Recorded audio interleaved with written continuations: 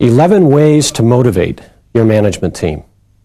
We're going to talk about an interesting subject, and that's the subject of motivation, because I think that each of us is constantly looking for ways that we can help the people that we work with work more effectively. And that's motivation. And we're constantly looking for what is that key that can really unlock the potential of each one of those people. And what I'd like to do is start by giving you 3 basic principles of motivation, the first of which might shock you. And here's principle number 1. You cannot motivate other people. Now you might say, wait a minute, this is about motivation, and you start by telling me you can't motivate other people. That's right, and bear with me a moment. Let's go on a little bit, and I think that what I'm saying will make some sense for you. Principle number 2 is that all people are motivated. And you might say, wait a minute, I know some people, they're late 3 days a week, they're sick the other 2 days. You mean to tell me they're motivated? Absolutely. They're more motivated to be sick and late than well and on time. Why? Because motivation is a motive for acting. It's a reason for doing what we do, and almost all of us can justify or explain our behavior. Which leads me to principle number 3, and that's that people do things for their reasons, not your reasons. People do things for their reasons, not your reasons. Now that allows me then to go back and add a parenthesis to number 1. You can't motivate other people, but you can create a climate or an environment where they motivate themselves. You can create a climate or an environment where they motivate themselves. And that's what we want to look at, is how can we create then that motivational environment. And I think sometimes what's helpful is to look at what destroys motivation in people. So what I'd like to do is talk for just a little bit about how to kill motivation. I mean, maybe you've got some people that are just too motivated, too enthusiastic, too eager to get the job done. Let me give you 5 ways that you can kill the motivation of almost any adult. Number 1 is have little personal contact. Have little personal contact. For example, if you call a meeting, be the last one to show up at the meeting and make sure that as soon as the meeting's over, you leave so you don't interact with anyone. You just come in, do the meeting, and leave. Never stop by to see somebody while they're working. See them only when you absolutely have to. And that's sure to dampen people's enthusiasm, because most people like contact. They like to connect. So number 1, have little personal contact.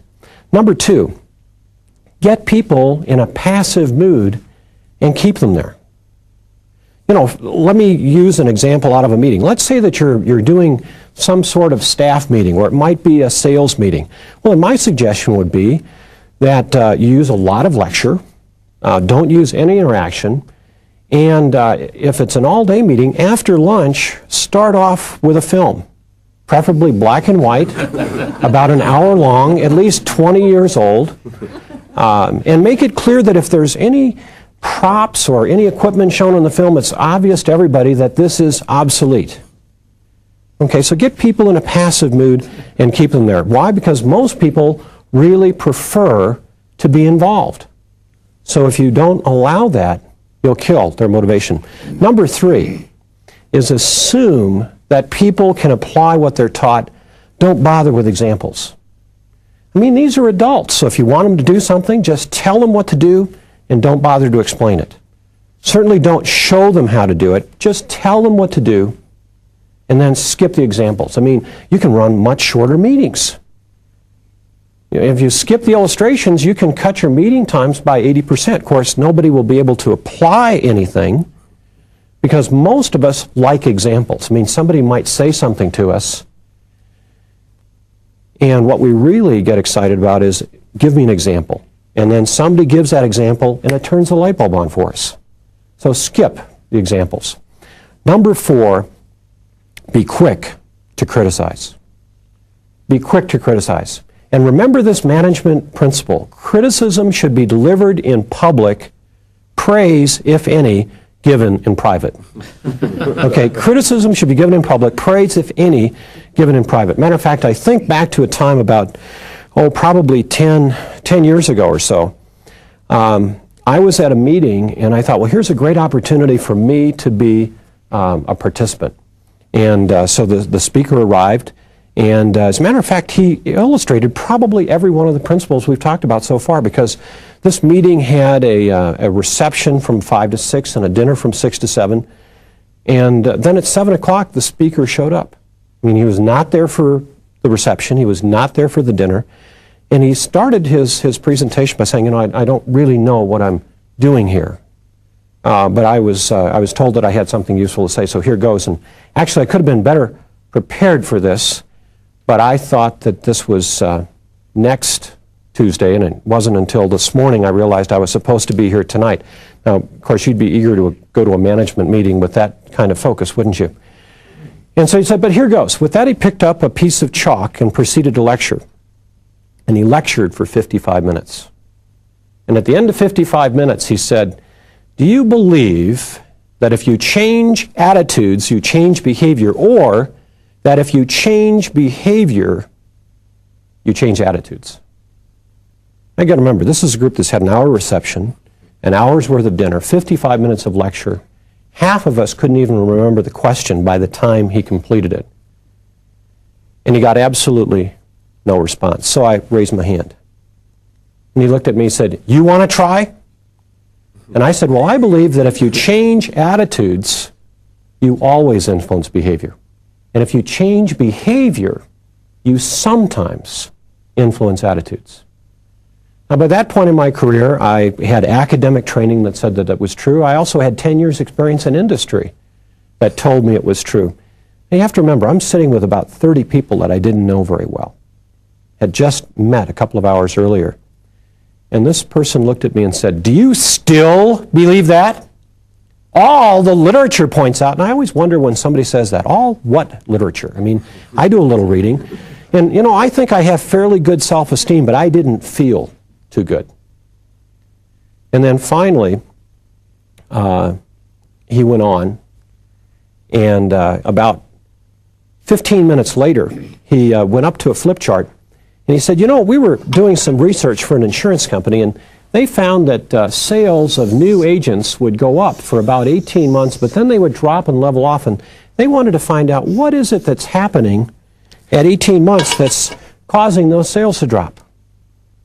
And what do you think we found when we did the research? And he got absolutely no response. So I raised my hand. And he said, you want to try again? And I said, well, they ran out of relatives.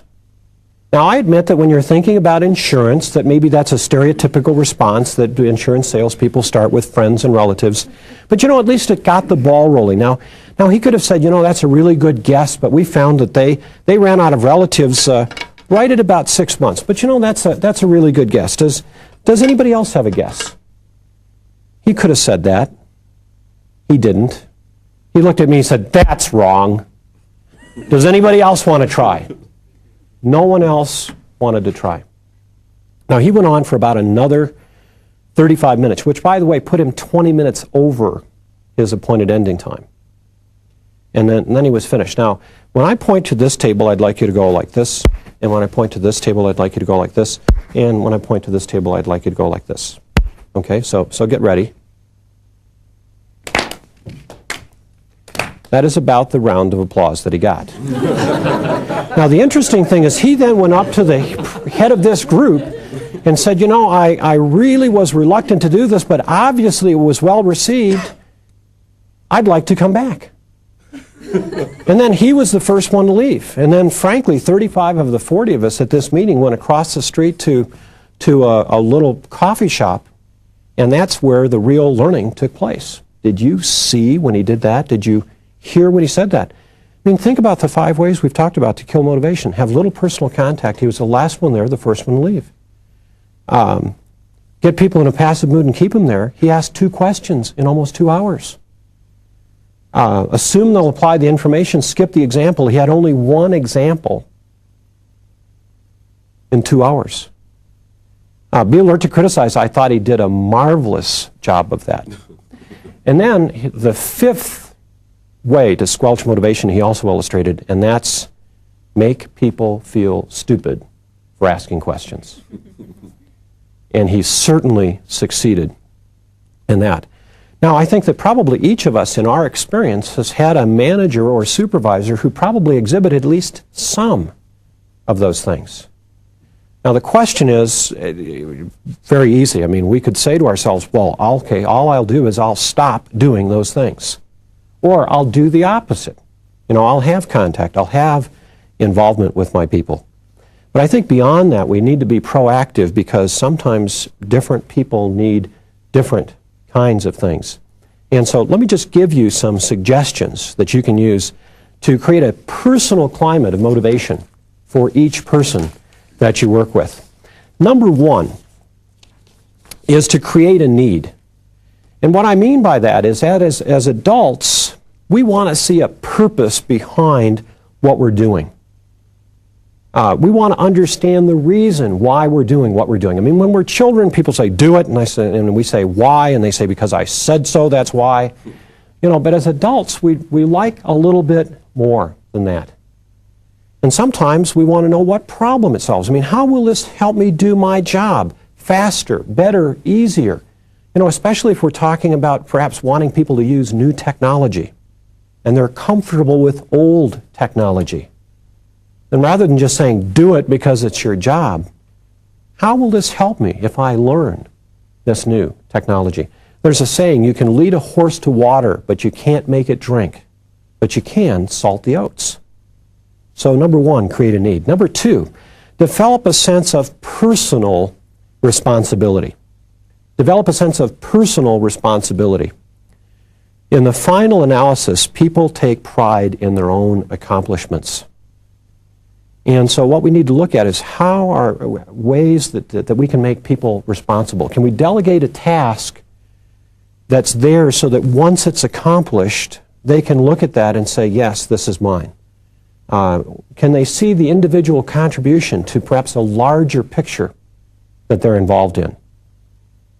So that we pass responsibility from ourselves as managers and supervisors to those people that we work with so that they feel empowered, which is the phrase that's used today, and they feel a sense of accountability for what they're doing as well. Number three, create and maintain interest. Create and maintain interest. And what I mean by that is that people like to be involved and people also need to be stimulated. Now, some people work in jobs where there's a lot of natural variety. If there isn't, maybe one thing we need to look at is how can I perhaps put some more variety in this job? Could I do some cross-training where people can learn to be familiar with things that other people around them do so that when there's some downtime, instead of sitting, waiting for work, maybe they can get involved in some other things that gives them a little variety to their job. We've seen situations where, for example, people that were very good at doing something became temporary trainers to take a few hours out of their job to go into a training session and teach people to do what they do. And that created some stimulus. Another way that we can maintain interest is encourage people to ask questions. That provides some people with a lot of security because I don't know if this has ever happened to you, but you go into a new job. Maybe you're hired by a new company. And for the first couple of weeks, you're sort of hesitant to ask questions. I mean, you want to fit in. You want people to feel that they made the right choice in hiring you, but you're sort of afraid to ask questions. And by the time you're comfortable enough to ask questions, you've been around too long to ask questions. I mean, now you feel as if I should already know this, and so I was afraid at the beginning because I was new, and now I'm afraid because I'm not new. All right, but we can encourage people to ask questions and let them know that really the only foolish question is the question that we don't ask. And you know, isn't that also a part of that personal contact, of making sure that especially in the initial stages, we spend time with that new employee so that they feel comfortable enough to come to us with their questions, with their issues, with their concerns. Okay, number 4, structure experiences to apply content to life. Structure experiences to apply content to life. And what I mean by that is that a lot of times we give people examples or illustrations or information in meetings, but we don't give them the time to step back and say, okay, how does this apply on my job?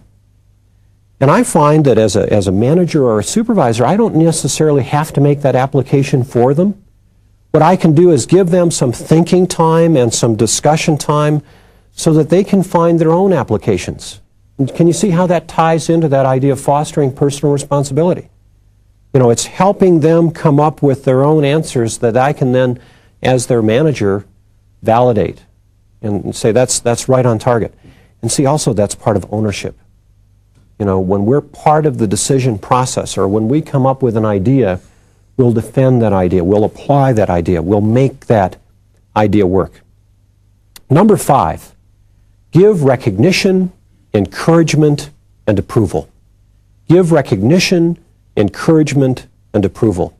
William James, the Harvard psychologist, said the greatest need of every human being is the need for appreciation. Most of us are like dry sponges waiting for a drop of appreciation. People are very quick to point out when we've done something wrong, and generally we don't even need their help. But they'll come along and say, do you know what's wrong? We go, yes, I knew that. They say, well, I just wanted to be sure. And say, well, thanks very much for pointing that out, especially in front of all of these people. You know, and then finally, we do something that is so right, we can hardly believe we've done it ourselves. And so we wait for somebody to say something. And we wait, and we wait, and we wait. And finally, we grab someone and explain to them in full color, in vivid detail, this right thing we've done. And then we're likely to get something like, well, isn't that your job? I thought that's what you were paid for. You know, it's about time. You know, and I think sometimes we show appreciation least to the people that we say count the most. I think sometimes we show appreciation least to the people we say count the most. Now, I know that some of us in this room are single, others are married, but probably each of us as an adult has had a significant other in our lives. And it's that person I'd like you to think about. And I'd like you to think about whether or not you've ever had that person say this to you. Honey, do you love me? And of course, the reaction is, of course I love you. I'm here, aren't I? I mean, I could be someplace else. I'm not. No, we don't say that. We don't say that. It's just, of course I love you. That's not the tough question. Tough question's the next one. Why? So we go, well,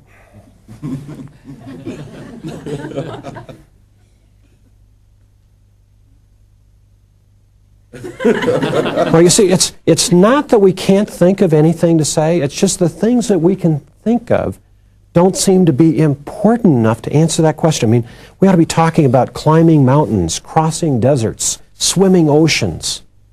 But what that person is really saying is, I need to hear from you that you care. And if you can't say it without my asking, then even though I'd rather not ask, I'll ask, do you love me? And do you care?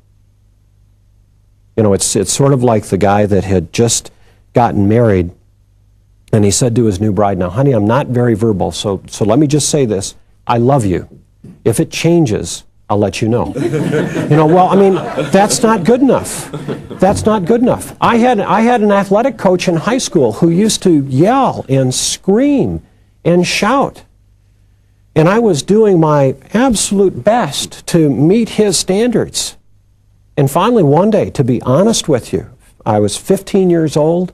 I was doing my dead level best, and in front of 60 guys on the athletic field, I broke down and I started crying. And this guy, I was about 5'10" probably at the time. He was 6'4". He came up, and I was playing football. He grabbed the face mask on my football helmet, pulled me up eye level and said, Pike, as long as I'm yelling, you know I care. When I've stopped, you know I've given up on you. Now, I know that in his mind, he probably thought this was reassuring. But to me, what I wanted to hear is when I'm doing right, tell me. And it makes it a lot easier to take the criticism when I've missed the mark. The greatest need of every human being is the need for appreciation. Give recognition, give encouragement, and give approval. Number 6 is foster wholesome competition. Foster wholesome competition. Now, what I mean by that is that I compete with me. Success is what I am compared to what I can be. It is me compared with me, and it's you compared with you. And so what I'm doing is I'm looking at what is my standard, and then how do I raise that? Because I think that all too often one of the most destructive things we can do in an organization is have people compete with one another. For example, that's why in my own organizations I have never run a sales contest, but I have run incentive programs. And an incentive program says everybody that meets this standard gets the reward. Versus here's a contest and the top person gets this. Because in my experience, you do a contest like that and everybody already knows one of 2 or 3 people is going to win it. So why try? Because now we've got people competing with one another rather than saying, here are the standards, and everybody that meets that standard gets this kind of recognition, gets this kind of feedback, gets this kind of reward. So foster wholesome competition. Number 7, get excited yourself. Get excited yourself. Now, I don't mean by that when you run a staff meeting, you've got to come running from the back of the room, leap across 4 tables. But I believe that each of us can show an inner enthusiasm regardless of our personal style, and there are 2 ways I think you can show your excitement. Number 1 is as you talk to people, give people eye contact. I mean, have you ever been in a meeting where somebody's talking to you, but all the while they're talking, they're sort of looking around, making sure there isn't somebody else they should be talking to? And you really don't feel all that important, do you? So give people eye contact. And then number 2 is be available. So for example, when I go to meetings, I try to be there 15 minutes early to be able to spend time with people as they come in, regardless of whether it's my meeting that I'm running or a meeting that I'm simply attending.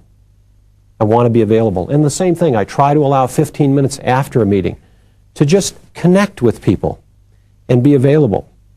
Because that demonstrates, I think, at least in my mind, here's someone who's really interested in what they're doing. And not only that, they're interested in me. And don't we perform better for someone that we know is interested in us? Okay, number 8. Establish long-range objectives. And what I mean by this is that as adults, we like to see the big picture. And then we can focus in on our piece and how our piece fits in. So set long-range objectives. Number 9, see the value of internal motives. See the value of internal motives. For example, I've seen people come to management training, not because they wanted to do a better job right now, but because they thought it was going to help them get a promotion. And you might say, well, that's a lousy reason. Well, it's better than no reason at all. It's better than someone who goes simply because they were sent. I've seen people go to sales training courses, not because they wanted to sell their company's products better, but because they were starting a little side business and they thought it would help. And you might say, well, that's terrible. Well, you know, if it helps them be better at their company job, and it causes them to be more focused in that training program because they see a personal value to themselves, why not? I've seen people go to communications training, not because they needed to communicate better on the job, but because they were having a problem talking to a son or daughter or a spouse. Well, doesn't it benefit us as an organization if that person picks up some principles from our training that helps them resolve some personal issues so that maybe they're not thinking about that when they're on the job? Because it's been my experience that if we have problems in our personal lives, we don't leave it at the door. And so that's why I think that looking at internal motives, even if people don't verbalize them, but seeing the value of that, I think helps people relax and say, you know, if that's what my takeaway is from this program, if it helps me be a better person, it also then enables me to put more energy into being a better employee. And I think there's also some loyalty to an organization that helps people accomplish things that are important in their personal lives as well as their professional lives. Then number 10, intensify interpersonal relationships.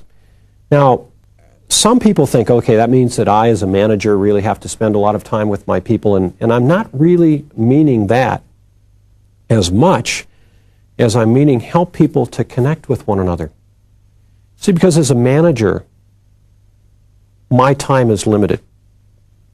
But if I can help people within the organization develop connections so that they feel comfortable talking to somebody in another department about a problem because somehow they've connected with that person, it makes them have many more options for how to get the help they need than to say, gee, this is the only person that I can get help from, and he is not available or she is not available, and so I guess I just have to sit here at my workplace and feel frustrated or try to figure it out on my own.